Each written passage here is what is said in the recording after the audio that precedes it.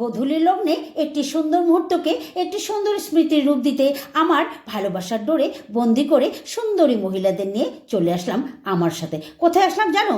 আরে জানবে কি করে, চলো বলেই দিই। চলে আসলাম এক চায়ের আড্ডায়। আচ্ছা বলো দেখি, আমরা চা বানাতে কি কখনো বালুর প্রয়োজন হয়? নিশ্চয়ই না। তবে দেখো, একদম নতুন কায়দায় এখানে বালুর উপরে পাত্র রেখে চা বানানো হচ্ছে। চায়ের পাত্রগুলোও দেখো একদম অন্যরকম। আমরা চা বানাই চায়ের সসপ্যান বা কেটলিতে, তবে এখানে দেখলাম নাম না জানা অনেক সুন্দর সুন্দর কাঁসার হ্যান্ডেলযুক্ত পাত্র। তো অনেকক্ষণ থেকেই ভাবছিলাম বালুতে চা কী করে হচ্ছে, গ্যাস নেই, চুলা নেই, লাকড়ি ছাড়া। জিজ্ঞেস করেই বসলাম, দেখলাম নিচে গ্যাস জ্বলছে, তার উপরে বড় একটা তাওয়া আছে, তাওয়ার উপরে বালু বিছানো আছে, গ্যাসের তাপে তাপে বালু গরম হচ্ছে, সেই তাপেই চা টকবক টকবক করে ফুটছে। কি সুন্দর ব্যবস্থাপনা! আর চা যেন চা নয়, যেন অমৃতের ছোটা, অসাধারণ চা, মানে ঘুঁট ঘুঁট মেয়ে তাজগি। তবে চলো চাওয়ালা দাদার সাথে পরিচয় করিয়ে দিই। উনি হচ্ছেন বিপ্লব রায় দাদা, এই চায়ের জাদুকর।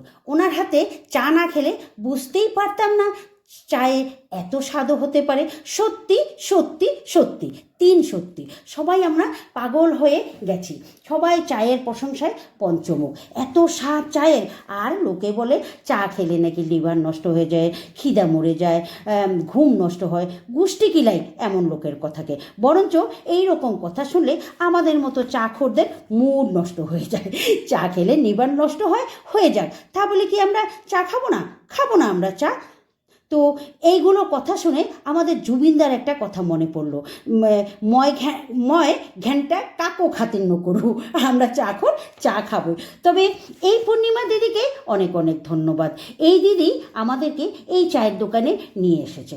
আচ্ছা অনেক বকবক হলো, এবার অ্যাড্রেস দিচ্ছি, নোট করো নোট করো নোট করো। হ্যাঁ, এটা হচ্ছে তুর্কি স্ট্রিট। অ্যাড্রেসটাও নোট করো। অ্যাড্রেস হচ্ছে বঙ্গাইগাঁও কলেজের সামনে যে আই লাভ বঙ্গাইগাঁও বা ওয়াকিং জোনটা আছে, সেখানে দেখবে ফাস্টফুডের একদম লাইন ধরে দোকান, সেই লাইনের একদম লাস্টের দোকানটাই হচ্ছে এই তুর্কি স্ট্রিট। এই দোকানে চা খেলে আর অন্য কোথাও চায়ের স্বাদ পাবে না। এখানে চা খেলে এই চায়ের প্রেমে পড়ে যাবে। তবে জানো তো, আমি তো চাখোর, এক কাপ চায়ে তো আমার পোষানো না। আমি বড় বড় কাপে চা খাই বাড়িতে। আমার চা খাওয়ার কাপই আলাদা। আমার আরও এক কাপ খাওয়ার ইচ্ছে করছে গো। ইচ্ছে যখন করছে, সাথে সাথেই উপায় একটা হয়ে গেল। জানো কি হয়েছে? আরে কি করে জানবে? আমি ভিডিও করছি দেখে চালা দাদা বলল আপনার চায়ের টাকা লাগবে না। বেশ খুশি হলাম শুনে। তবে এটা তো আর হয় না, তাই বললাম